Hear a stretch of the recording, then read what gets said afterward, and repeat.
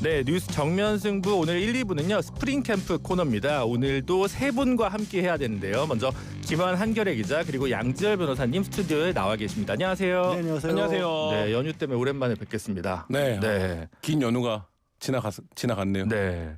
근데 신인규 변호사가 아직 자리에 도착하지 못하고 있습니다. 워낙 바쁘셔서. 네. 그러니까요. 스프링 캠프에 지각하면 엔트리 탈락하는 거 아닙니까? 그렇죠. 근데 네. 그럴 필요가 없을 정도로 이미 이미 자신 있다. 선발되어 있는 것이 너무 많기 때문에. 뭔가 징계성이 필요한 것 같은데. 네. 이미 보장됐다. 아, 그래요? 그러니까 김혜성 선수가 엔트리에 계속 들어갈지 모르겠네요. 그게 요즘 제일 관심사던데 메이저리그에서.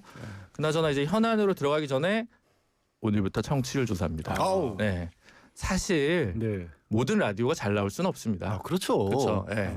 누군가는 승자가 있고 누군가는 패자가 있고. 노자 같은 말씀을 하십니까? 네. 아니 뭘 내려놓는 듯한 그런 얘기를 하세요. 무조건 선자가 되셔야죠. 아니요. 그렇긴 하지만 그거보다는 이제 전체가 이기는 방법은 뭐 OTT 뭐 인터넷 뭐 많은 걸 뚫고 라디오 자체가 좀 올라오는 이게 돼야 되는데 라디오 자체가 라디오는 라디오의 미래는 뭘까요? 네. 공의로 오는 전화 좀 받아주십시오. 네. 라디오 망한다는 얘기는 70년대부터 나왔던 얘기예요. 네. 근데 꿋꿋이 버티고 있고요. 그쵸. 라디오 듣는 분들은 꾸준히 계시고 다만 그 부담을 왜 스프링 캠프의 초짜들한테 처음부터 지우시는지. 아니 오늘부터 하필이면 청취율 조사입니다. 스프링 캠프의 새싹들에게 그런 부담을 지금 어떻게 코리안 해요? 시리즈 나간 패널들한테 네. 시작해야죠. 근데 뭐 잘 할 수 있죠. 근데 지금 신인이었던 그 누구죠? 다저스의 사사키 선수가 부상으로 한 시즌 말아먹다가 갑자기 플레이오프 나와가지고 지금 미친 듯이 던지고 있잖아요. 마무리 투수로 미친 듯이 던지고 있죠. 네, 그런 거 하면 여러분 두 분 덕분에 뉴스 정면 승부 청취율이 견인될 것이다. 공의로 오는 전화, 스팸 전화 아니니까 좀 받아주셔라. 그리고 잘 안 나오면 이것은 모두 신인규 변호사 탓이다. 네. 이렇게 일단 정리를 하도록 하겠습니다. 네.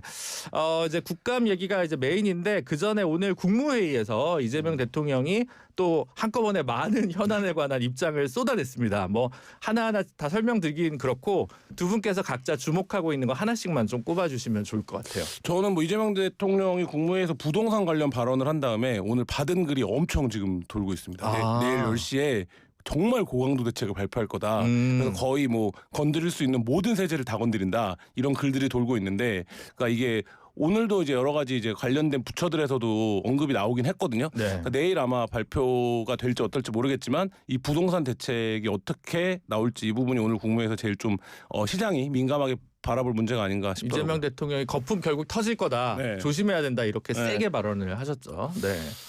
좀 걱정스러워요. 사실 이게 벌써 밭글이 저렇게 많이 돈다라는 얘기는 시장에 영향을 끼치고 네. 있다라는 거고 참 긍정적으로 작용하기가 어렵잖아요. 그러니까 정책이 나쁘고 좋고의 문제가 아니라 이건 항상 국민들의 수요 또 사람들이 기본적으로 가지고 욕망과 관련된 부분이라서 예측이 어려운 영역이라 이 부분에 대해서는 좀 조심스럽게 지켜봐야 할 것 같고 저는 오늘 나왔던 여러 가지 얘기들 중에서 캄보디아 문제 네. 이거 정말 심각한 상황이었거든요. 맞아요. 어떻게 21세기 대한민국에서 이런 일이 벌어지고 있었지? 간간히 사회면에서 보이스피싱과 관련돼서만 보도가 됐었지만 이게 막 신고가 들어갔던 숫자들을 보니까 깜짝 놀랐어요. 정말요. 네, 네. 깜짝 놀랐어요. 이 부분은 빨리 좀 대책을 세워야 할 것 같습니다. 네, 진짜. 관련해서 오늘 3부에 박찬대 의원이 네. 구조에 좀 역할을 하셨는데 인터뷰가 준비가 되어 있습니다. 청취율 조사의 내란 세력 신인규 변호사 등판했습니다. 네, 안녕하세요. 신인규입니다. 네, 이제 어디 갔다 죄송합니다. 이렇게 느껴요? 바로 앞차를 놓치는 바람에 지금 뛰어왔습니다. 네, 숨 좀 죄송합니다. 돌리고 계시고요. 네, 일단 국무회의 관련해서 그 외에도 뭐 내란 가담, 부역 군인사 승진 안 된다. 그리고 국회 증언 거부는 허용하면 안 된다. 뭐 이런 발언들이 좀 있었습니다. 국정감사 이야기로 좀 넘어가 보도록 하죠. 이제 계속 국정감사의 신스킬러 핵심은 아무래도 법사위니까 법사위 어제는 이제 조희대 대법원장과 뭐 천대엽 법원행정처장 이게 이제 핵심이었는데 오늘은 대북 송금 사건 관련해서 이화영 전 경기도 부지사 그리고 박상용 검사가 출석을 했습니다. 오늘 법사위 상황 전반적으로 어떻게 지켜보셨는지요? 양지열 변호사님? 글쎄 뭐 일단 구체적으로 그 사건에 관해서 얘기를 하기 전에 이거 굉장히 우리가 정치적으로 갈라져 있지 않습니까? 그렇죠. 그리고 이제 국민의힘 같은 경우는 내란이라는 걸 겪으면서 그걸 어떻게든지 제가 보기엔 뭐 잘못된 방향으로 극복하려고 노력을 하고 있다 보니까 현 정부를 공격하는 그런 자세를 굉장히 취하고 있고 그래서인지 언젠가부터 사실관계가 중요하지 않은 것 같아요. 그러니까 그냥 말 몇 마디 뭔가 꼬투리 잡을 만한 거 하나만 있으면 그게 사실인 것처럼 전제를 한 다음에 거기 다음부터 주장을 펴나가고 또 그렇게 얘기를 해도 초두에 제가 말씀드렸다시피 지금 국민들 사이에서도 많이 감정적으로도 나눠져 있다 보니까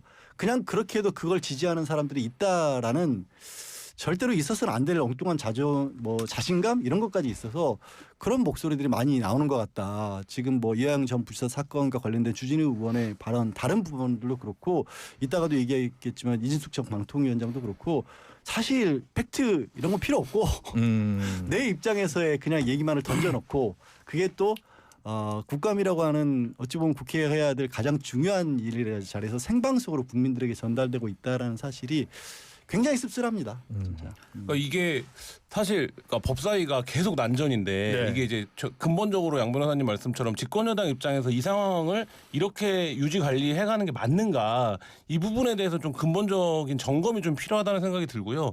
오늘 법사위에서 나온 쟁점들은 이게 법사위 국감에서 논의가 될 만한 사안인가 이런 생각이 사실 들거든요. 그러니까 주진우 의원이 제기한 핵심 쟁점이 뭐냐면 변호사가 교체됐는데 이화영 전 부지사 변호사 교체에 김현지가 개입했다는 의혹이에요. 근데 이거를 누가 뒷받침하냐면 담당 검사가 그 얘기를 합니다. 네. 네. 근데 이게 법사위 국감에서 개별 재판에서 변호사가 교체된 건 물론 그 사건이 대통령과 연관돼 있으니까 국민의 야당 입장에서는 뭐 공적 사안이라고 얘기할 수 있지만 이게 과연 이렇게 난전을 벌일 일인가? 그리고 이 부분에 대해서 당사자가 아니라고 하는데 당사자가 아니라는 거 아닙니까? 근데 이거를 해당 검사와 야당 의원이 서로 비슷한 논조로 계속 질의응답을 주고받고 그게 설전이 되고 그 가운데 검사가 불쑥 김현지라는 이름을 또 꺼내면서 김현지 부속실장 이름을 꺼내면서 완전 이제 혼란스러워졌거든요. 근데 이게 매번 약간의 시나리오들은 다르지만 대립하는 각도도 비슷하고 늘 이런 식의 이제 구도로 반복되고 있는 이 법사위의 풍경 이게 지금 뭐라 그럴까요? 이 여의도의 이 살풍경이 우리가 지금 너무 좀 병폐라고 해야 될까요? 뭐 그런 지금 상황입니다. 그러니까 이제 법사위라고 하면 이제 법무부나 이 수사와 관련된 기관들 관련해서 이제 감사를 해야 되는 것이고 또 산하기관도 중요한 기관들이 많습니다. 뭐 법률구조공단이나 정무법무공단 등등 많은데 이게 지금 윤석열 정권의 지난 한 8개월 그리고 이번에 이재명 정부 들어와서 4개월 이 1년에 대해서 국정감사를 내실 있게 하고 뭔가 국민들의 알 권리라든지 여러 가지 국회가 밥값을 했다라는 이야기를 좀 들을 수 있어야 되는데 여전히 주진우 의원은 박상용 검사와 마치 무슨 티키타카 하듯이 이렇게 쟁점 자체를 완전히 그 물타기식으로 해버리는 것이 과연 적절하냐라는 생각도 들었고 또 하나는 박상용 검사도 나와가지고 본인이 담당 검사인데 본인이 담당했던 사건을 그렇게 이야기하는 것도 참 이건 우스운 일이지만은 뭐 직무상 비밀에 관한 것도 되니까요. 거기다가 담당 변호인 교체 사유를 왜 검사한테 얘기를 하며 그걸 또 왜 검사가 나와서 국감에서 진술을 하는 것인지 전 도저히 그 의도는 알겠지만 도저히 이해할 수 없는 그런 감사장의 좀 추태 아니었냐라는 생각이 좀 듭니다. 이게 근데 사건 자체가 설주환 변호사에서 김광민 변호사로 변호인이 교체되는 과정에서 네. 그러면 설주환 변호사도 증인으로 앞으로 신청을 할 거다. 그리고 김현지 부속실장도 증인으로 신청하겠다. 주진우 의원 일단 이렇게 나온 상황입니다. 근데 근본적으로 물어보고 싶어요. 저도 뭐 국정감사 취재 오랫동안 해왔지만 왜 증인이 되어야 되는 겁니까? 그러니까 예를 들면 그런 사건이 있고 그게 공론장에서 논쟁적일 수 있는 사안이라고 치더라도 그게 왜 법사위 국감에서 야당이 이 증인 채택을 안 해주면 자백하는 꼴이다 이런 말하자면 정치적 원사를 던질 만한 건이 되는 건지 뭐 그러니까 반대로 뒤집어서 얘기해서 다른 재판에 대해서 이렇게 만약에 한다라고 하면 국민의 입장에서는 받아들일 수 있는지 뭐 이런 부분들에 대해서는 이게 좀 진짜로 굉장히 좀 사나워졌다 뭐 이런 생각 듭니다. 지금 사실 박상용 검사 지금 사법연수원 교수 네. 법무연수원 교수로 가 있긴 한데 본인이 담당했던 사건이었었고요.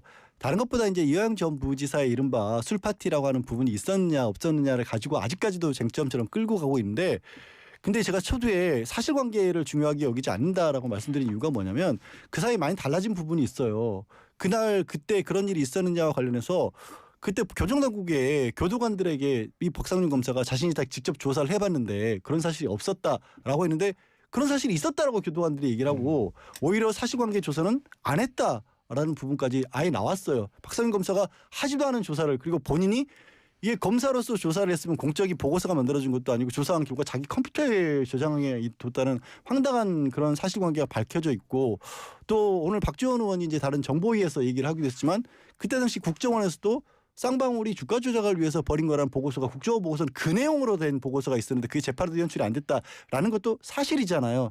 근데 그런 얘기들은 싹 빼버리고 여전히 그 진술을 자백했던 것을 오히려 이화영 전무사의 자백이 잘된 자백이었는데 억지로 바꾸게 만들었다는 쪽으로 계속해서 이 논점을 바꿔요.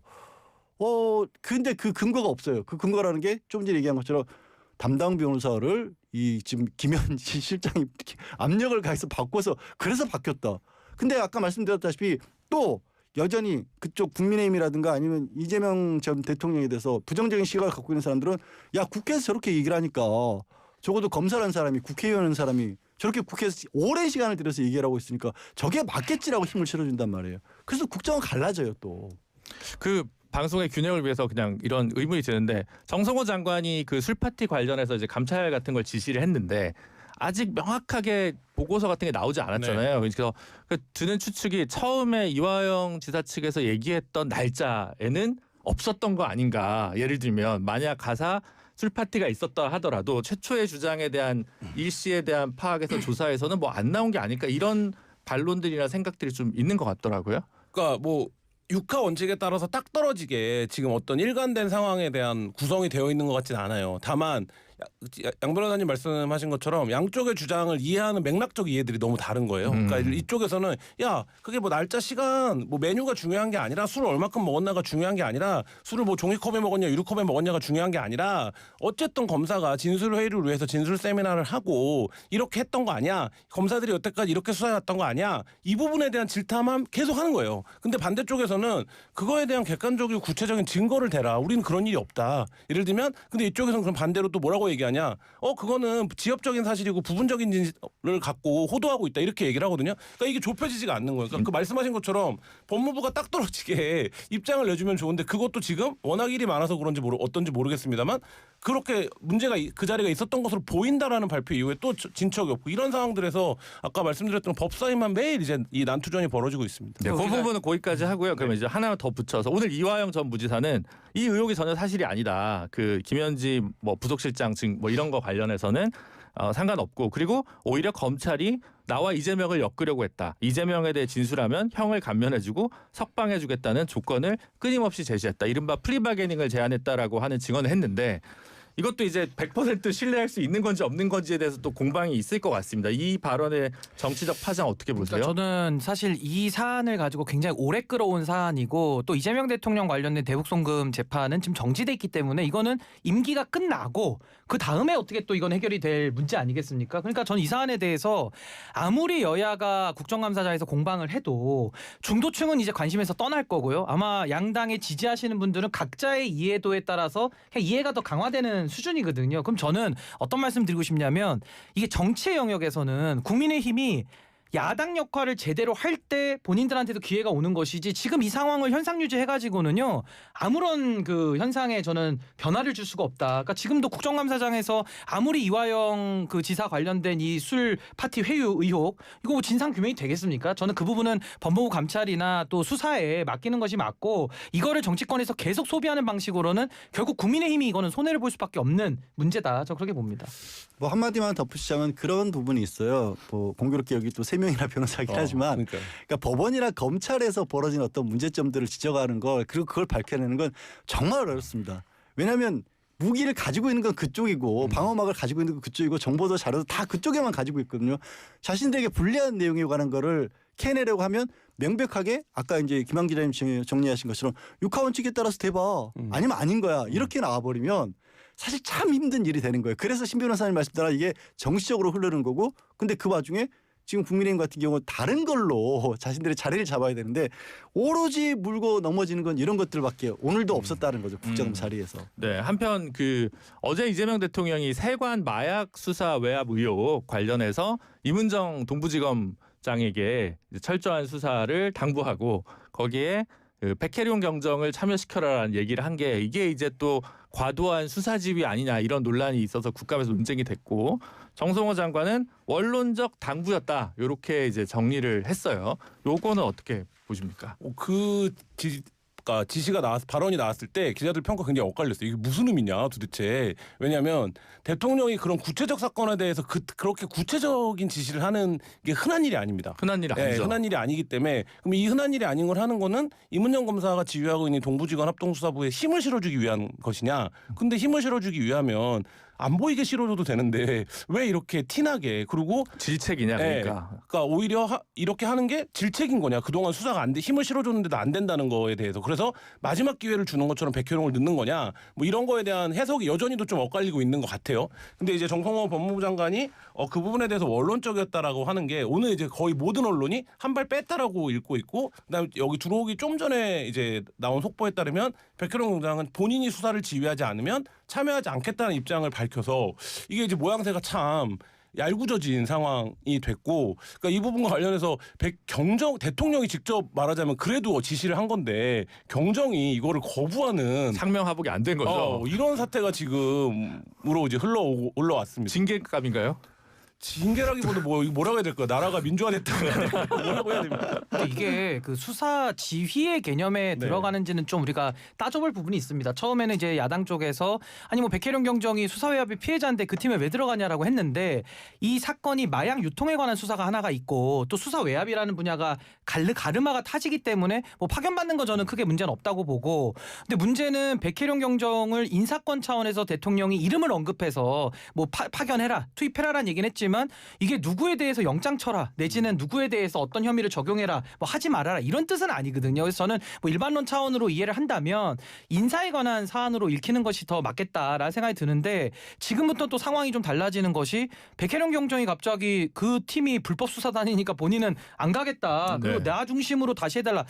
전 이거는 대한민국의 경찰 공무원 또 경정의 계급을 갖고 있는 공무원이 대통령의 지시에 대해서도 이런 식으로 공개적으로 말하는 것이 과연 맞느냐. 전 이 부분은 또 별개의 차원에서 좀 상당히 좀 문제가 있을 수 있다라는 생각이 좀 듭니다. 보통은 그럼 법무부 장관한테 이걸 지시하고 법무부 장관이 검찰총장한테 하고 검찰총장이 검사장한테 하면 되는 건데 따로 대통령실에서 이걸 알렸다 보니까 이게 좀 해석이 분분한 거 아니에요? 그래서 그런 부분들을 해소하기 위해서 아까 말씀하신 것처럼 두 분도 이걸 일반적인 지휘권 정도로 얘기를 한다라면 아니 열심히 해봐라는 정도로 크게 다르지 않다라고 볼 수 있는 거고 그다음에 이제 지금 앵커님이 말씀하신 것처럼 그런 과정을 발표해야 된다라는 건 수사지휘라고 볼 수 있는 거기 때문에 그러면 이거를 정성호 장관 입장에서는 대통령에게도 누가 되지 않으면서 이거를 피해갈 수 있는 방법은 대통령은 원론적인 말씀을 하신 거고 그걸 하려면 내가 하겠다라는 정도로 저는 또 선회를 할 수 있다라고 보는데 다만 이제 백혜룡 경정 같은 경우는 좀 과했죠 분명히.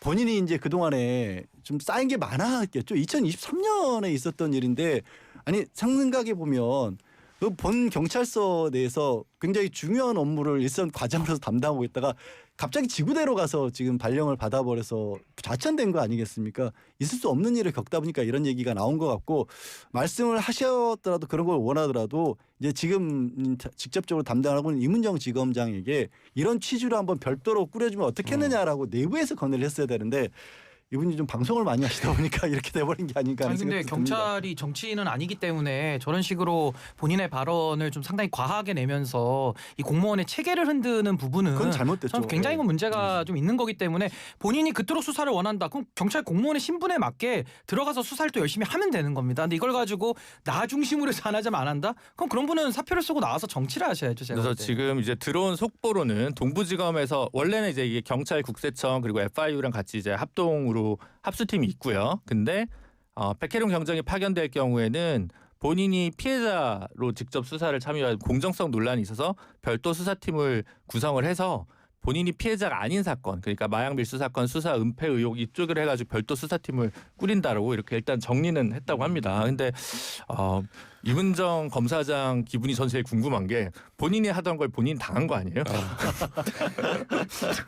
네, 그래서 그렇게 볼 수도 있겠네요. 네, 그래서 이게 뭐 하여튼 공술의 공수거다 뭐 이런 생각도 들고요. 한동훈 대표는 이 건에 대해서 나 관여 안 했다, 내가 이거 관여했다는 거 밝혀지면 나 정치 안 한다, 이렇게 하면서 요거 가지고 계속 또 목소리를 높이고 있습니다. 이거 정도면 일단 본인은 관계되게 없다는 자신이 있는 거 아닌가요? 근데 어차피 한동훈 대표는 이 사건과 무관하게 앞으로 정치하기 어려울 거예요. 제가 볼 때는 본인 스스로 뭐 여기에 관여되면 안 한다 무슨 투정 부리는 것도 아니고요. 저는 이런 식의 발언은 별로 적합해 보이지 않는다. 수사가 시작돼서 수사를 받으면 받고 또 무혐의가 나오면 나올 일이지 뭐 정치도 본인이 하고 싶으면 하고 말면 마는 겁니다. 뭐 국민들이 한동훈 전 대표의 정치가 되느냐 안 되느냐에 따라서 뭐 국민들이 손해 봅니까? 그러니까 전 이런 식으로 자꾸 그 내기를 자꾸 해요. 한동훈 대표는 뭐 하면은 뭘 것이냐. 본인도 많이 이렇게 내기를 좀 거는 식으로 하는데 저 이런 식의 정치가 이제 더 이상은 국민들에게 어떤 긍정적인 효과를 주기는 매우 어렵지 않나라는 생각이 듭니다. 신 변호사 같은 분들이 한동훈 전 대표 뭐 더 이상 뭐 정치하기가 어려운 거 아니야라는 식의 얘기를 많이 하시니까 네. 그래서 이러는 거예요. 한동훈 전 대표. 사실 왜냐면 저는 보고 좀 약간 좀 이게 왜 이분이 왜 이러시지 싶었던 게 이 백혜령 경정이 이게 왜 무슨 얘기가 이 얘기가 왜 나왔냐면 백혜령 경정이 자기가 수사 외압을 받는 과정에서 이게 뭐 수사팀이 해체되고 원래 검찰의 수사팀도 해체되고 그런 과정에서 이 일이 잘 안 되니까 한동훈 검찰마저도 개입을 했다 이런 식의 얘기를 한 거예요. 그러니까 그런데 백혜령 경정이 그런 얘기를 했는데 대통령이 그 백혜령 경정을 수사하라고 한 건 백혜령 경정의 거짓말을 대통령이 인정해 준 거다. 그러니까 자기가 억울하면 대통령도 뭐 걸어야 이런 식의 좀 되게 복잡한 이 고리를 이어간 거 아니에요. 하여튼 그러니까 이렇게까지 한 이유는 네. 진짜 다시 한번 말씀드리면 한동훈 전 대표 이제 어떻게든 눈에 한번 띄우고 싶어서. 네, 뭐 어쨌든 각자의 사정이 있겠죠. 네. 아니 법사위 얘기를 마무리하고 일부를 정리하려고 했는데 아직도 다룰 이야기는 있고 광고 들을 시간은 어김없이 다가왔습니다. 잠시 광고 듣고 2부에서 돌아오도록 하겠습니다. 잠시만요. 모든 인쇄 가능한